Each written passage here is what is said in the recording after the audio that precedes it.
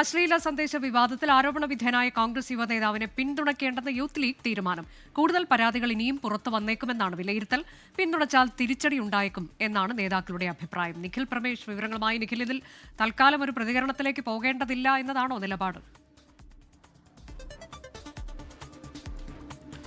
തീർച്ചയായും അനുജ, ഇന്നിപ്പോൾ സ്വാഭാവികമായിട്ടും ചാനൽ ചർച്ചകളിലടക്കം യൂത്ത് ലീഗ് പ്രതിനിധികളെ വിളിക്കും.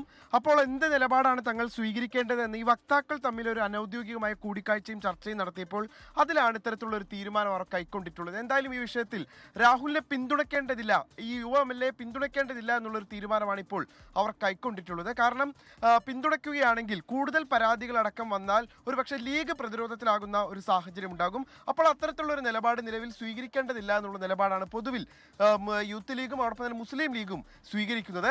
ഇപ്പോൾ പിന്തുണയ്ക്കുകയാണെങ്കിൽ കൂടുതൽ പരാതികൾ അടക്കം വരുമ്പോൾ തങ്ങൾ പ്രതിരോധത്തിലാകും. അതുകൊണ്ട് അത്തരം ഒരു അവസ്ഥയിലേക്ക് പോകേണ്ടതില്ല എന്നുള്ള തീരുമാനമാണ് ഇപ്പോൾ ചാനൽ ചർച്ചയിലടക്കം പങ്കെടുക്കുന്ന വക്താക്കൾ പൊതുവിൽ തീരുമാനിച്ചിട്ടുള്ളത്.